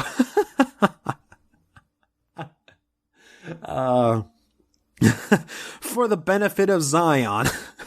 I love it. It's like, you couldn't find the treasure, but I'm not displeased with your coming here. You just haven't found the right treasure, you idiots. "And many people in this city whom I will gather out in due time for the benefit of Zion through your instrumentality." Now, punch me if I'm wrong, but Salem was never, ever a center for Mormons. I don't think very many Mormons at all ever came from Salem. I could be wrong. I mean, probably a lot of them landed in Boston in order to travel across the plains, but, Salem, there's nothing prominent that happens in Salem, Massachusetts, except for this that we're talking about right now, this treasure hunting trip. It's amazing. "Therefore, it is expedient that you should form acquaintance with the men in this city, as you shall be led, and as it shall be given you, and it shall come to pass, that I'm giving that a drink, in due time, that I will give this city into your hands, that you shall have power over it, insomuch that they shall not discover your secret parts, giggity, and its wealth pertaining to gold and silver shall be yours." Oh my God. Yeah, you couldn't find the treasure, but the gold and silver Nobody's going to find that. They're not going to find what's discovered, the secret parts, this wealth pertaining to gold and silver. You're going to find it, but they never did. It's just insane. And it goes on. It's even better. Concern not yourselves about your debts, for I will give you power to pay them. Concern not yourselves about Zion, for I will deal mercifully with her. Tarry in this place and in the regions round about, and the place where it is my will that you should tarry, for the main shall be signalized, that's a weird word, unto you by the peace and power of my spirit that shall flow unto you. This place you may obtain by hire, etc., and inquire diligently concerning the more ancient inhabitants and founders of this city. For there are more treasures than one for you in this city. Therefore, be ye as wise as serpents. Wait a second, as serpents? I mean, punch me if I'm wrong, but serpents were the bad thing in the Bible, right? I'm just saying, therefore be ye as serpents and yet without sin, and I will order all things for you good, as fast as ye are able to receive them. Amen. That is Revelation. That is the Doctrine and Covenants, or the Book of Covenants, as you can call it today, section 111. Amazing. Promising them that they will find treasure. Treasure hunting. Treasure hunting, it's beautiful. The autobiography continues here. Thus I continued in Salem and vicinity until I returned to Kirtland, sometime in the month of September. Now that's the end of Ebenezer Robinson quoting the Millennial Star entry talking about this trip to Salem, but the actual quote, the actual Ebenezer Robinson autobiography goes on much longer here, and it gets so much better here. I'm going to continue on with Ebenezer Robinson. Quote, we were informed that Brother Burgess met them in Salem, evidently according to appointment, but time had wrought such a change that he could not for a certainty point out the house, and soon left. They, however, found a house which they felt was the right one and hired it. I love it. Burgess was like, I know which house is, I swear there's buried treasure in this house, and it's a widow that lives there. And then they meet up with Burgess, and he's like, fuck, this place is a lot different since the last time I was here. So they said that they found a different house which wasn't the right one, but they felt like it was the right one and hired it. But then the most priceless line in this autobiography is next. It says, it is needless to say they failed to find that treasure or the other gold and silver spoken of in the Revelation.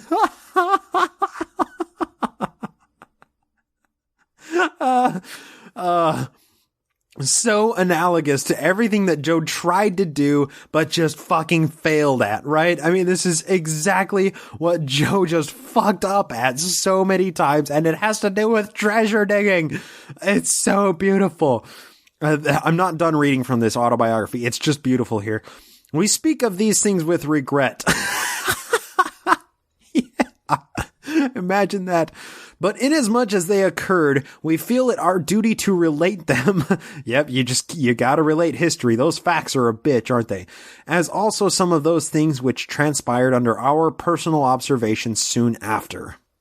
Now, this is an important part that comes up in the history, and we'll talk about it later, unfortunately, but I'm going to introduce it here just real quick before leading into the final bit of the episode here. Failing to secure the Salem treasure and no demand for city lots with their debts pressing heavily upon them, it evidently seemed necessary that some ways and means should be devised to extricate themselves from their present embarrassments. To this end, a banking institution was organized called the Kirtland Safety Society, as we see by the following quotation from the History of Joseph Smith Jr. as published on the 823rd page of the Millennial Star.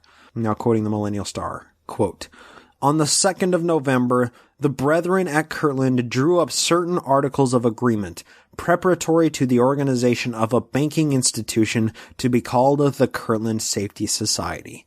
End quote. And there ends quoting of Ebenezer Robinson's own autobiography. That is so amazing. The Kirtland Safety Society stuff we'll talk about later, but let's just talk about everything else we just read. I mean, I thought that Joe's treasure hunting days were over. I thought that they were done.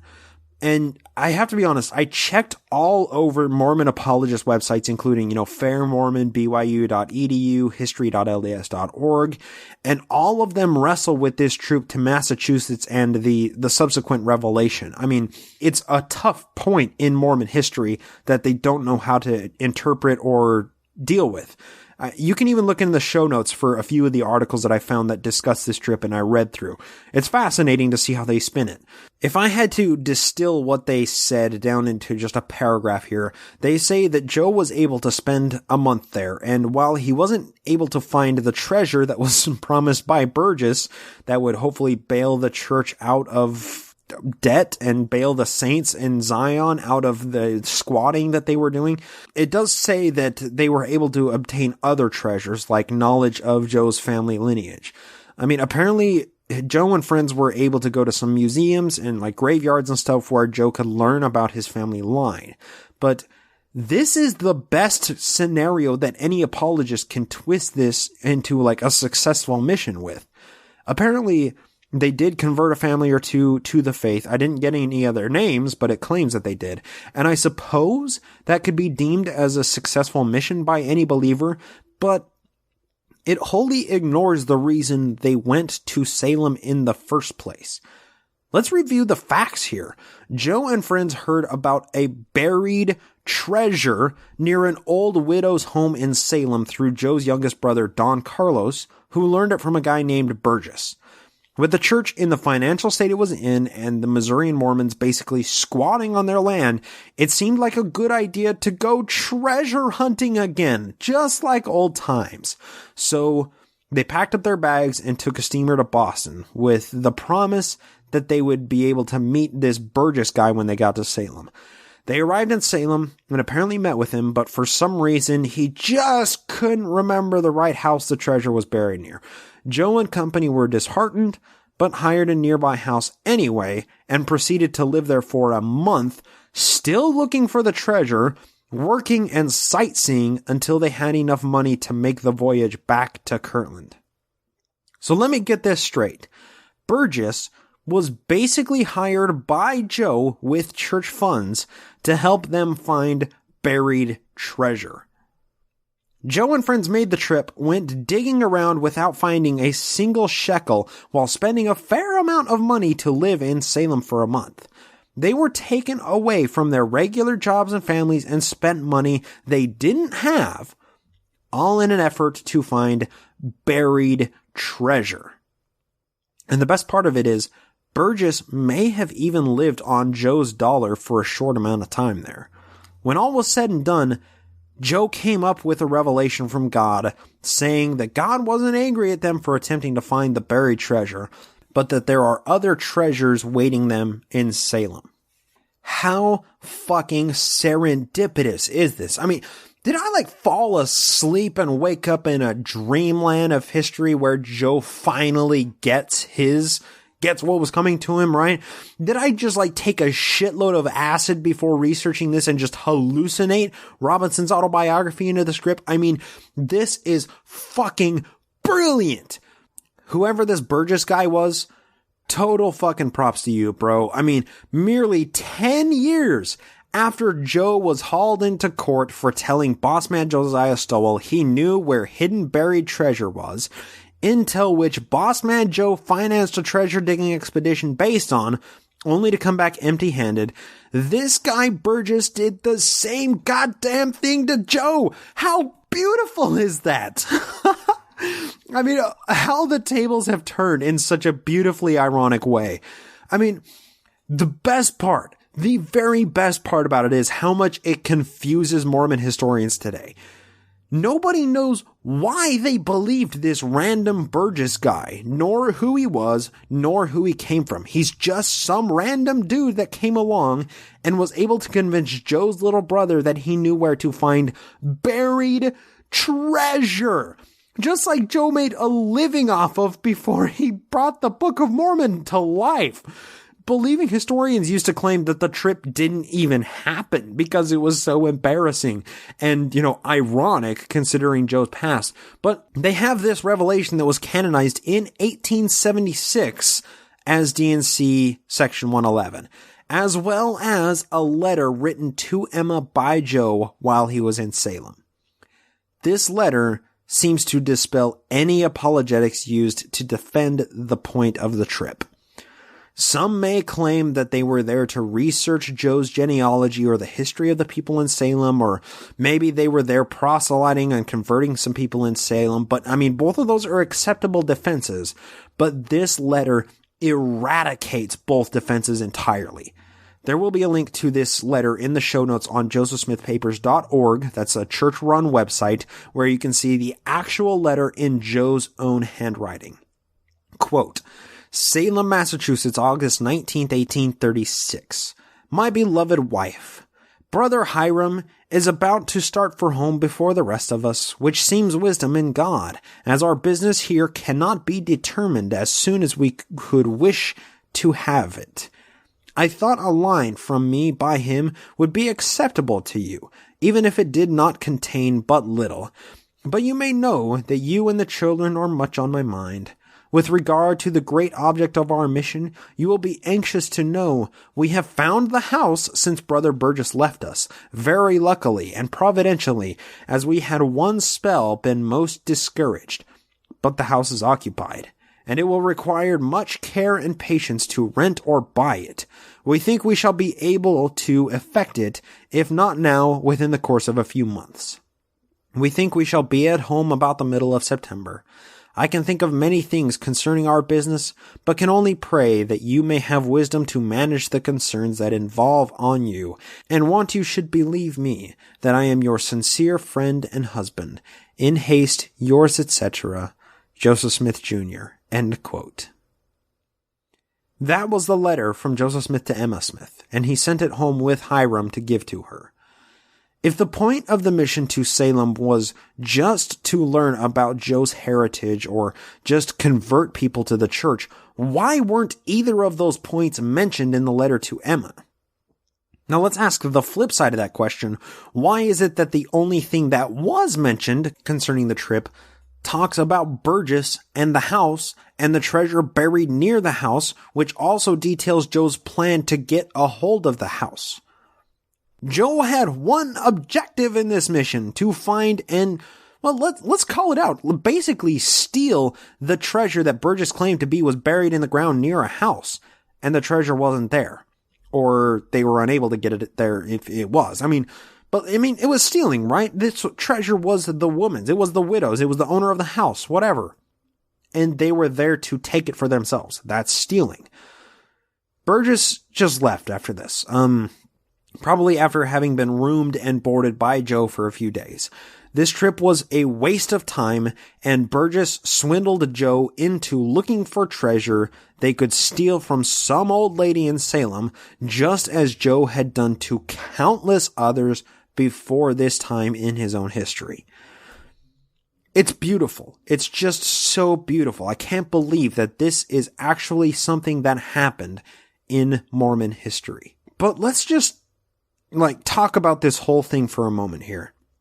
At the end of the quote from Robinson's autobiography, it briefly spoke about how much debt weighed on the church, and it said in the final line that the Kirtland Safety Society would be organized November 2nd of 1836. We'll be getting to that very soon, as well as its collapse and its reincorporation and the subsequent collapse of the rebranded Kirtland Safety Society. It's a big mess that I'll discuss in, later episodes. It's confusing as shit, I promise. What's important to focus on is the fuck bucket of shit syrup that Joe had made for the leadership to just writhe in and deal with. The church was in such bad shape from poor management that Joe was willing to go digging for treasure to steal from an old lady to try and relieve a little bit of pressure from that debt.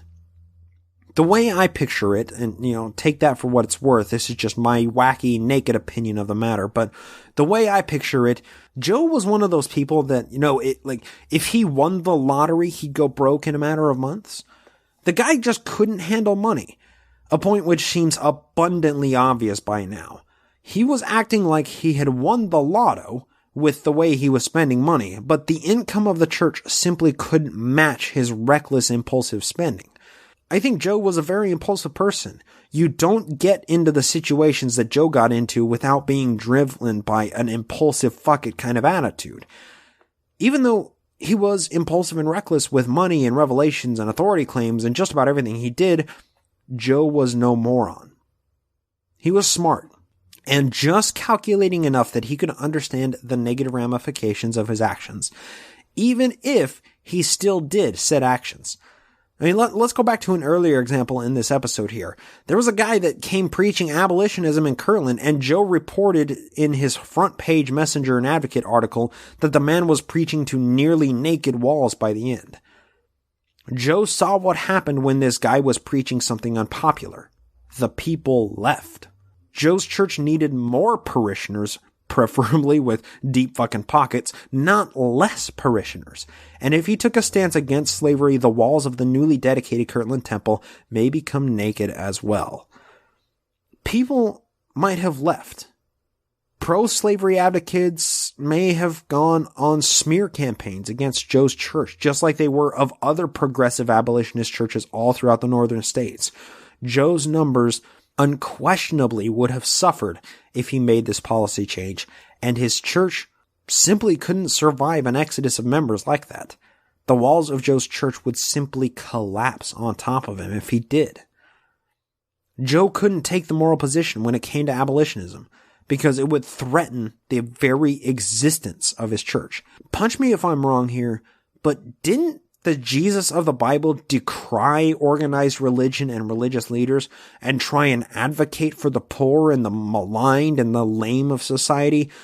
Whether or not Jesus was a real person doesn't matter here, but according to the Gospels, Jesus hated the Sadducees and Pharisees, or maybe not hated them, but he argued with them, and any other religious leader in all of Palestine.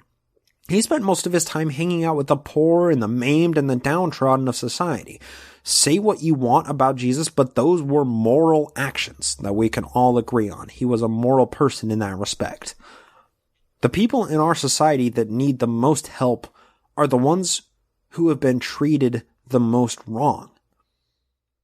In Joe's time, slavery was a hot-button issue, and slaves were the maligned people in his society.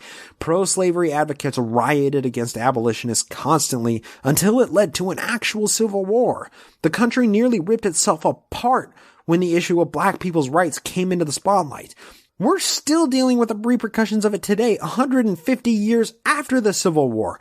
There are probably still people today who would claim that blacks never should have been freed and the North never actually won the Civil War. That's how deep our powers of pointing the finger are within the human race. We have an amazing ability to put ourselves into little boxes and label those boxes and say that my box is better than your box simply because I say it is. Humans have the power to dehumanize a subsect of the population with stunning ignorance to the reality of what they're really doing. It's an innate feature of the human experience to label ourselves and put ourselves into these little boxes. And just because somebody looks or smells or fucks different, they're in another box with another label, and therefore they deserve to be mistreated. That's the human condition, and that's what sickens me. And I have to be honest here. I'm about to weigh in on something that is basically the abolitionist topic of today. I'm sure everybody that listens to other podcasts or watches news or reads anything on the internet has heard people weigh in on the Orlando mass shooting.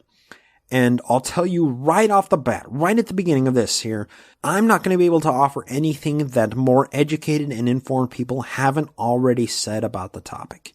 If you don't want to hear this or don't want my opinion on the subject, please skip to the 10-second music bumper and be sure to listen to the C segment of the show. But for everybody else that sticks around, I really want to talk about this Orlando shooting for a minute here. People who are caught up in the backlogs and that are listening as the shows come out will probably know what I'm talking about. But for anybody listening in the backlogs, maybe, weeks from now, years from now, or whatever, 2 weeks ago, a man named Omar Mateen strolled into the Pulse nightclub in Orlando at 2 a.m. and opened fire on over 300 people with high-capacity semi-automatic weapons. I'm not going to talk about gun control provisions that this tragedy has rightfully sparked. I'm a gun owner. I like my guns, but common sense gun control is a discussion for a different forum.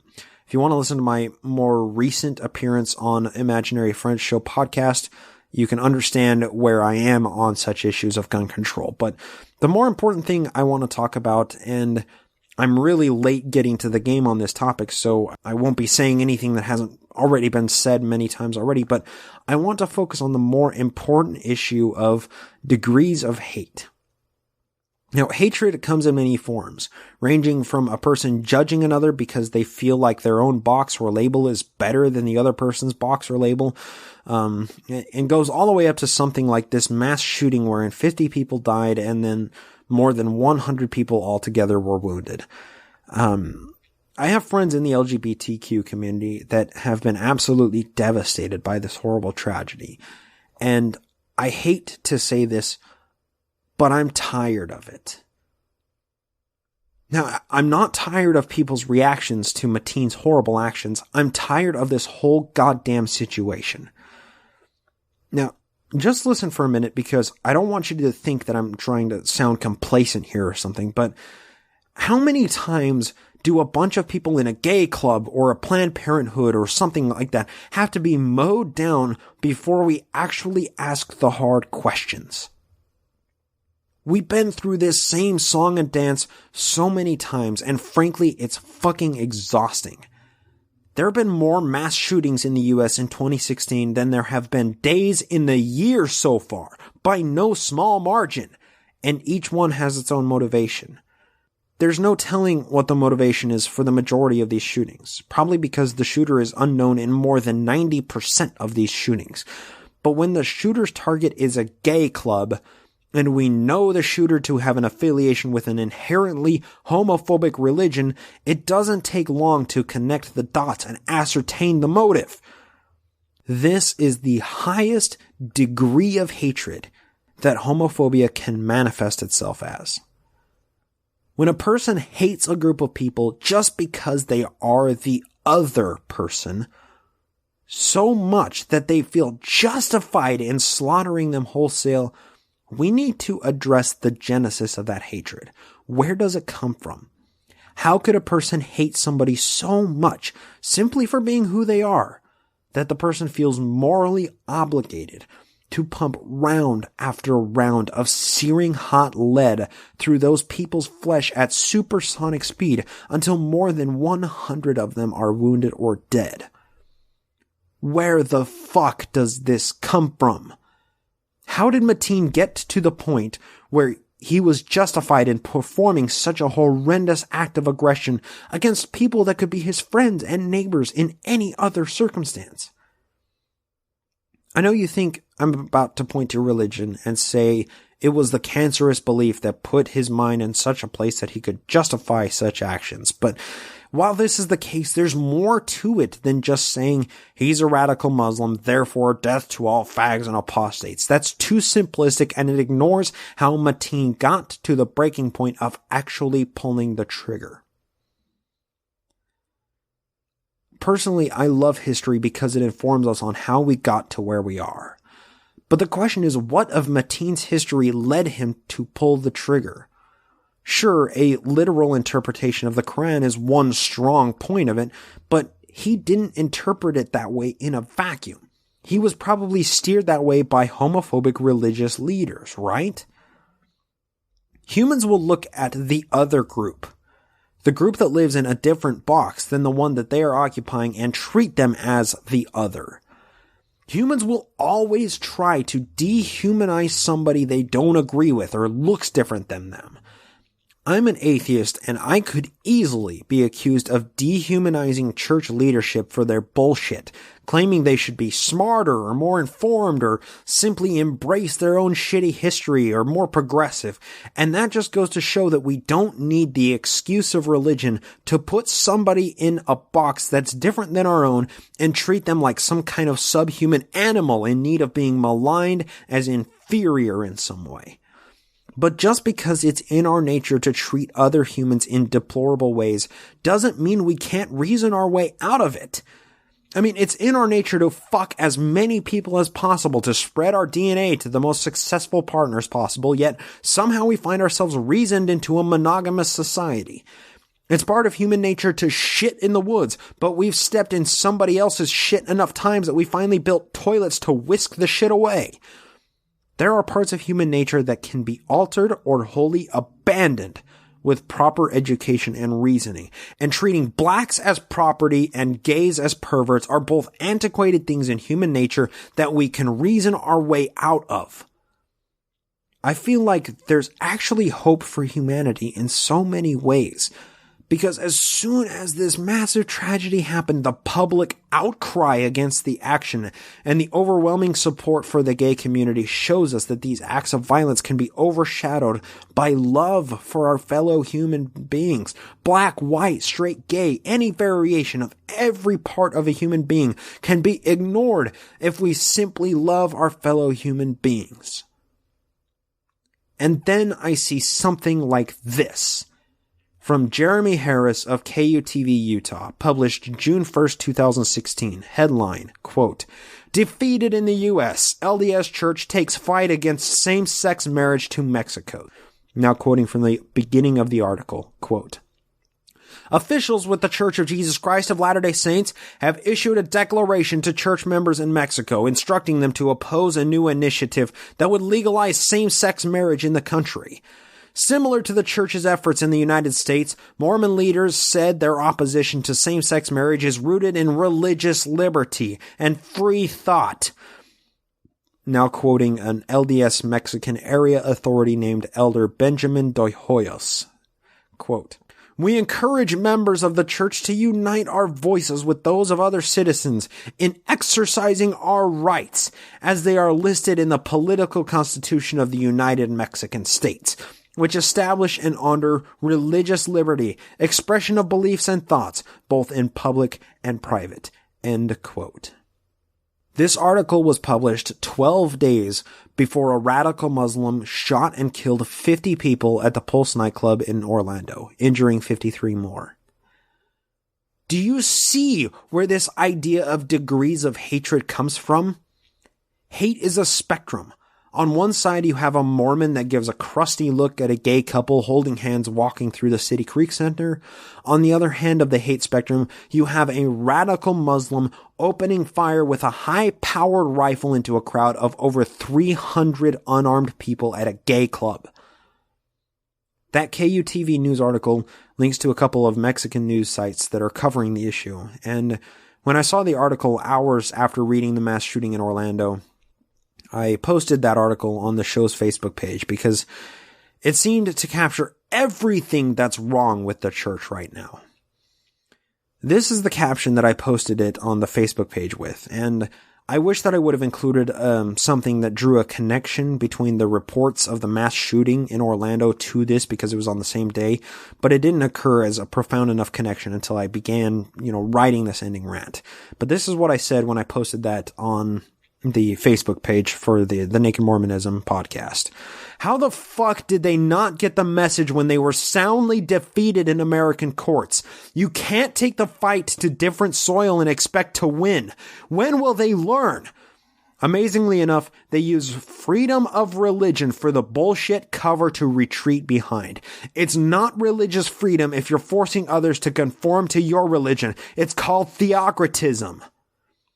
You can check out the show's Facebook page if you want to see that article.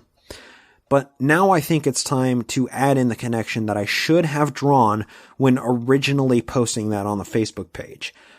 How does a person get to the point of justifying shooting hundreds of bullets into a crowd of hundreds of people? Reinforcement.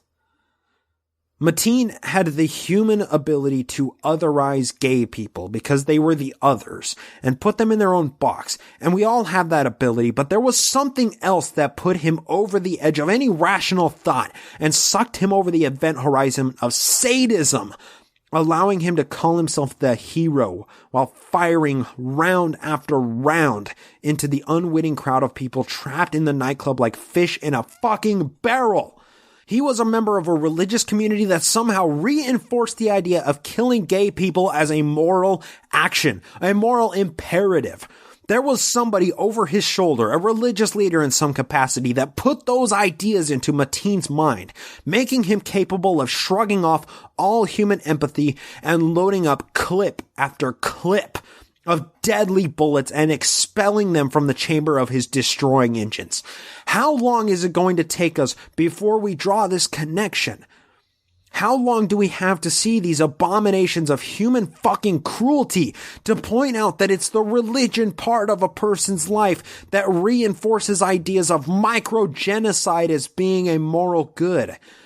Anybody that looks at the Orlando shooting and says, well, my religion wants to fix gays instead of killing them, you are equally culpable in the deaths of every single one of those 50 people in Orlando. I'm pointing at you, Mormon Church. You are just as responsible for the deaths of those people because you are on the same spectrum of hate that Mateen was on that justified this catastrophe. You don't see Mormons walking around with assault rifles and shooting up gay clubs because they know that the pen is mightier than the sword. As soon as Mormons started actually killing gay people, you would have Donald Trump standing up and taking credit for it, claiming that, oh, well, it's only a matter of time before these radical Mormons do something like this. We should go after the Mormons' families and put them in internment camps, just like Roosevelt did in the good old days. Mormon leadership knows they won't get anything done with automatic rifles, but when it comes to millions of dollars and a couple of lobbying groups, you fucking step right this way, President Monson. Can I get you anything to drink? A glass of water, please? Yes, absolutely. The radical sect of Mormonism isn't the polygamist cult living in Colorado City. The most radical Mormons are called general authorities, with lobbying being their weapon of choice. They were defeated with Prop 8 in California and dozens of similar bills in up to 30 other states, and they just can't take a fucking hint. They moved the fight to Mexico as almost a final battleground for hating gays and cite religious freedom and the proclamation to the world, the family, as their defense for their bigoted policies on gays. How many times does the church get to speak out of both sides of their mouth, reinforcing homophobia while at the same time denouncing those that act against gays in any violent capacity? You don't get to wash the blood of these people off your hands when you're reinforcing the same bigotry that allowed a sadist like Mateen to do what he did and claim he was doing God's will by killing those people. The only correct stance to take here is unequivocal condemnation of any person or policy that treats gays as different than every other person on the entire planet. You may say, oh, well, if we change our stance on gays, then people would leave our church, just like when we gave blacks the priesthood. Isn't that the fucking point? If you have members that hate gay people so much that they would leave the church if the church accepted gay marriage, then why the fuck wouldn't you want to distance yourself from those people in any way possible? If people are willing to leave or join a religion based on that religion's policy on gays, then those people are one very small step away from acting violently towards somebody in the LGBT community anyway. And nobody should want to be associated with miserable, hateful, bigoted fucks like that anyway. The problem with the Mormon Church is that the leadership is made up of hateful, miserable, bigoted fucks with a disgusting amount of money and political power. Where can we draw the line? At what point can we say, if you're a church that forwards bigoted, homophobic policy, you are a hate group? That's what we're talking about. Degrees of hatred. Mateen committed a hate crime, and the Muslim religion is a hate group. The Mormon religion is a hate group. They just commit crimes against humanity of immoral policy lobbying with millions of dollars. They prefer fucking over gay people in the court system instead of directly fucking them over with an AR-15. Every single piece of shit, pastor, bishop, cleric, caliph, apostle, reverend, cardinal, imam, evangelist, shri, patriarch, deacon, prophet, guru, elder, abbot, minister, swami, ayatollah, mujahid, rabbi, counselor, bard, witch, druid, or dastard that claims to be part of a religion that justifies treating somebody as the other has just as much blood on their hands as Omar Mateen. Those religions might believe in hating gays at a lesser degree than Mateen. They may even say that we don't hate gays, we just want to help them. Fuck you.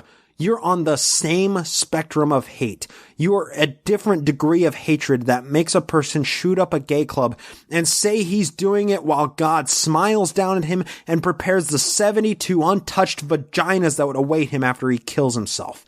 The leadership of the Mormon Church may claim that they can't change what the Bible says, and the Bible explicitly hates gays. But isn't changing scripture your fucking calling card? Isn't that why you're the one true church? Because you're led by a prophet that can come up with revelation that supersedes previous revelation at any time? You're already behind society on this, and I recommend you take the public outcry against Mateen as the canary in the coal mine.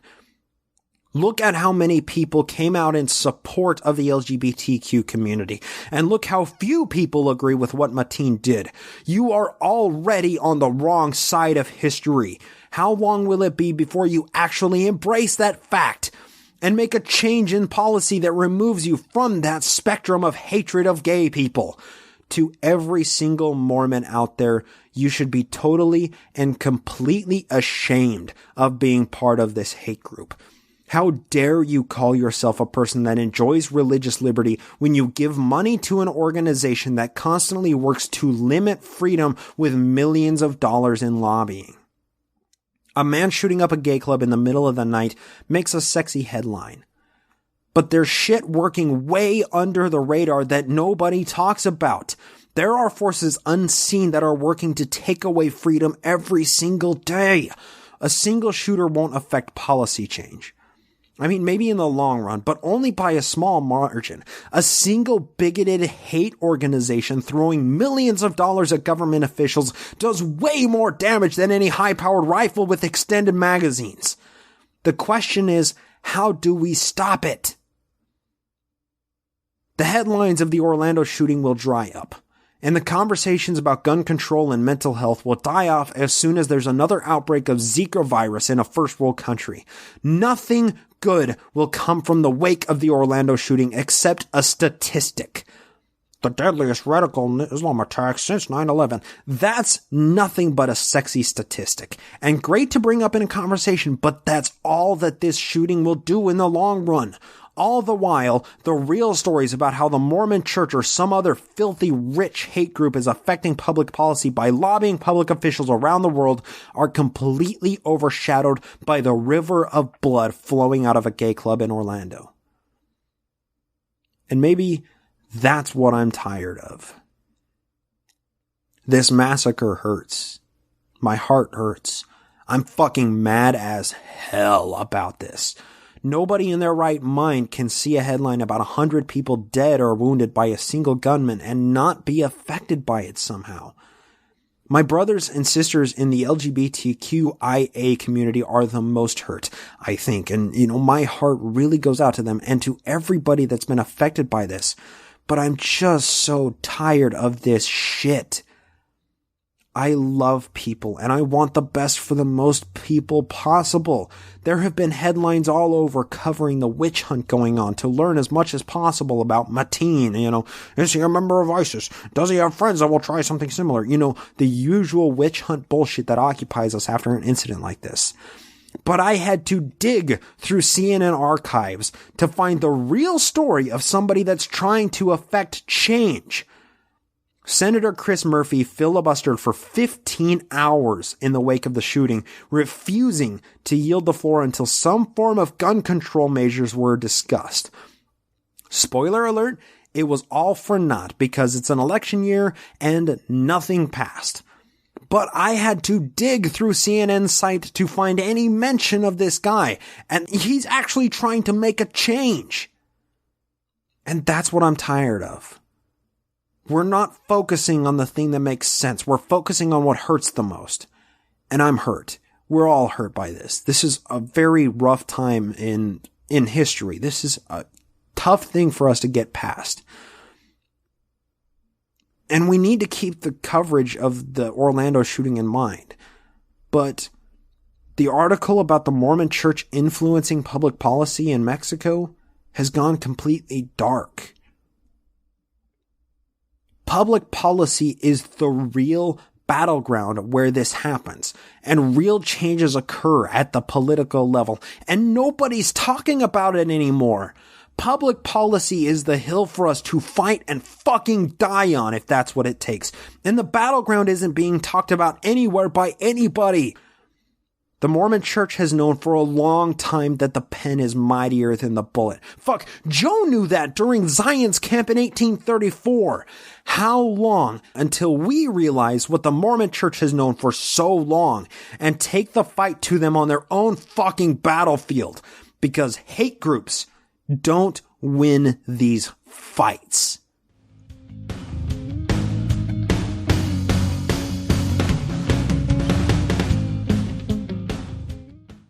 I know normally I don't end an episode on such a vitriolic note, but obviously this is a very emotional time in the news cycle. A lot of people are very frustrated about what has happened recently, and I'm very frustrated as well. And I've been wanting to talk about this for a little while, and hopefully you could sense throughout various points in the historical portion of the episode that there were a couple of times where I was getting a little saucy because there's so much that needs to be said about such a horrible incident like this.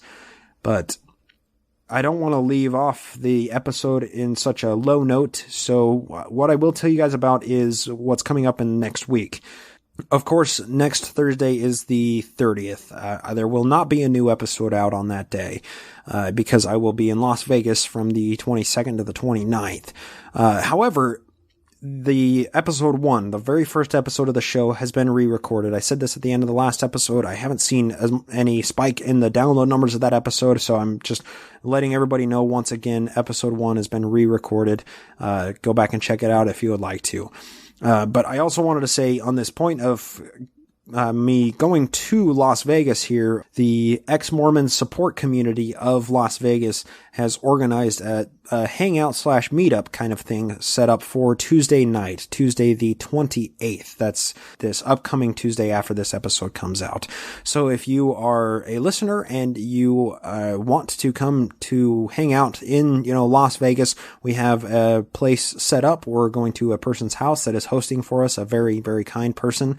There will be links all over the show notes as well as on the show's Facebook page, the Naked Mormonism Facebook page, where you can find that community where we are hosting this meetup, this hangout thing in Las Vegas. So if you're in Las Vegas or nearby and you want to hang out with me and with some other ex-Mormons, or try to get a head count and understand how many people it will be, so please you go follow the links in the show notes or on the Naked Mormonism Facebook page. You can find all of the details for the hangout there. You can find the address for it and the time, 7 p.m. on Tuesday the 28th.